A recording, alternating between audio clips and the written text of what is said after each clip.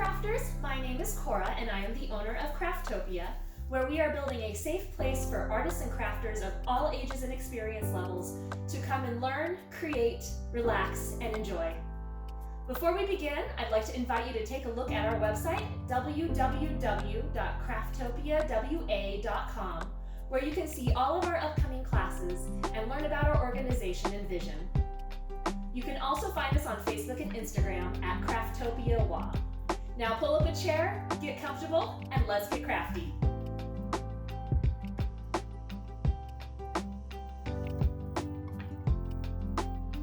Today we're making some tissue paper roses. If you're using a craft kit from Craftopia, then you already have everything you need. If you're doing this from scratch, then you'll need some tape, some straws, or other item to make a stem, and some tissue paper, at least one sheet.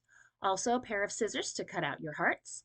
And then for all participants, we recommend some sort of round, hard object like a pencil or pen to ease with rolling, though you can use your straw. So let's go ahead and get started. If you're making your own kit, then I recommend getting a piece of heavier paper. We're going to start by making our heart-shaped petals. So on this piece of cardstock, I am going to draw just half of a heart. Now you'll want to make sure you get a nice deep V at the top, and that is going to give you better petal coverage. All right, cut out, ready to go. So here's my little template that I'll be using. I'm going to fold 2 sheets of tissue paper just because I need lots of petals for my kits. However, you can make everything you need just out of 1 large sheet of tissue paper. Do your best to keep your edges and corners lined up as you fold your paper, although being perfect is not necessary, as this project is very forgiving. So I'm going to fold this giant piece of tissue paper 4 times to give me 8 petals. Now you can use more or less petals if you want a fuller or thinner rose, but 8 tends to be just about right to get kind of an average looking rose. Now you can see I've got this one thick edge on the side. That is where I'm going to lay my template. You can either trace around it or use your scissors and just cut straight from here. Because I've cut so many of these before, I'm not going to use my template. I'm just going to freehand it. Again, starting with that nice deep V in the middle. And as I've stated before, this is a very forgiving project. So if your roses don't, or your hearts don't come out looking exactly smooth and perfect, it doesn't really matter. We just want to make sure as we're cutting that we get all the way through everything and that all of our roses petals are not attached. So make sure you don't cut all the way to any of your edges. All right, we'll toss that scrap paper. We can use that for a project later.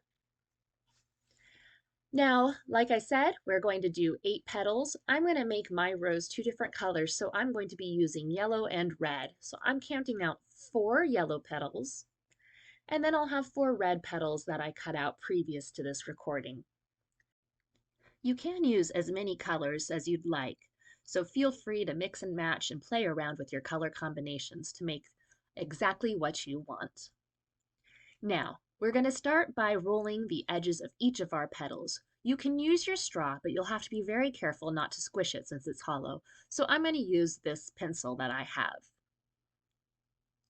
With 1 petal at a time, we're going to take our little lobes of our heart and kind of roll and scrunch them down to make this kind of funky looking accordion shape. But this is going to give us our nice round petals on the edge. So 1 at a time, we take our pencil or other utensil that we are using, and we're going to roll just half of our heart down as far as we can to the V. Now you don't want to go past that point or you will end up ripping it. Now we're going to pinch each side of our heart lobe and squish them towards each other. Now this is easiest done if you have it off of the table, but you can certainly have your pencil laying down on the table too. Just be sure not to press into the table or your paper will rip. Now we're going to do this with each of our heart lobes. Again, rolling down to our V, pinching on each side, and then squishing towards each other. Make sure that they are really nice and squished because you can always unsquish them later, but it's hard to squish them more once you're done. And be careful when removing your rolling item as it can get a little sticky in there, so giving it a little wiggle will help. Now repeat on all of your roses. Now that we have all of our petals rolled, it is time to start assembling our final roses. So you'll need a piece of tape. Any kind of tape will do, but I do like just a typical transparent office tape. I recommend about 8 to 10 inches long, although if you want a looser flower, you'll want a little bit longer piece of tape. It's easy enough to add more tape as you go if needed. I'm going to fold the ends of my tape and actually stick it to my table, but make sure to check with the parent before you do this so you don't damage any furniture. This just makes it easier to put the petals on without the tape moving around. Now we're going to lay our petals down across our piece of tape.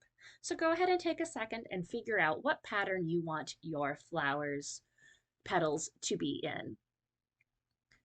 There's plenty of options here, so you can really get creative. I think I'm going to go half and half. Now, whatever petals you lay down first are going to be the outside of your flower, and the ones on the end will be the inside. So do keep that in mind as you make your color decisions. So we're going to place these petals one by one, slightly overlapping, and we want to make sure that the rolled edge is facing down towards our table or work surface when we put them on the tape. We want to make sure that an adequate amount of the tissue paper is on the tape to hold it, but that there still remains a good amount of tape underneath so that it will stick as we roll. Just press that down on your piece of tape, grab your next petal, again, rolled side down. I like to put them about a finger width apart, but you can certainly make them further apart if you do want a looser flower. Making them further apart also makes it a little easier to roll, but I like the tight roses, so I'm going to keep them about finger width apart all the way. And again, the point of that heart needs to be about halfway down the tape so that the tape can still adhere underneath as you roll up. So moving along, just secure all 8 of your flower petals, or 10 or 12, or however many that you have made for yourself, rolled side down to the table and about half an inch apart from each other, and really sticking them on that tape to make sure that they are nice and secure. Once we have all of these petals applied to our tape, we will start rolling up to make our flower. The rolling process can be a little tricky, so I definitely recommend that you go slow your first time you do this. So I ended up with quite a bit of extra tape on the end there. You could certainly just cut that off for as you roll it, or you can just roll it around your straw. So grab your straw or whatever other item you've decided to use as a stem. We're going to stick it on one side and then just roll it down. So here I'm going to cut off that extra little bit of tape. Again, you certainly don't have to. You can just roll it around the straw. Now that we're ready to go, oh, my straw got stuck. We're going to put our straw at the very edge of our tape and just roll, roll, roll all the way to the other side. Now, tissue paper is pretty fine, so we definitely want to go a little bit slowly so that we don't rip anything, and the petals will need to be smoothed and shaped around as we go. I usually just use my other hand and kind of curl them over so that they roll around each other as we go. Making sure that those ones that are on the inside stay a little tighter. This will make your flower easier to roll and also give it more of that rose appearance that we are going for. So it does not have to stay completely straight. It is okay if your straw gets a little sideways and your petals end up a little lower as you go. This is perfectly normal. The goal is just to get all the way to that other side and make sure that that tape is really sticking well onto that straw so that our petals don't go flying when we're done. And if you crunch your flower a little bit as you're rolling, that's okay too. That crunched appearance is kind of what we're going for, so you don't have to worry about that. And it's really easy to smooth everything out once you're done, so don't worry about it being perfect at this point. All right, we're almost to our last petal here. Just going to keep rolling and smoothing, and when we get done, we're going to take that little bit of extra tape that's at the end and swoosh it all around. If you're concerned about your flower coming apart, you can always put an additional piece of tape there, or if you want a tighter hold around your flower, you can put a little piece of tape up higher to hold those outside petals. But we're just going to sit here and shape. I like to unscrunch the outside ones just to make those petals a little bit bigger than the inside.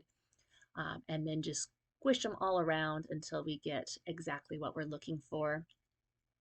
Once you have the shape that you kind of like on top and you've got all those pieces overlapped, you can just give the bottom a little bit of a crunch to help hold it all in place. And voila, you have a beautiful tissue paper flower. Simple as that. I hope you enjoyed, and may your days be filled with beautiful blooms. We hope you had a good time crafting with us. If you have any questions or comments, feel free to leave them below or send us an email at info@crafttopiawa.com. And be sure to hit that subscribe button so you don't miss out on any future crafty goodness. Bye!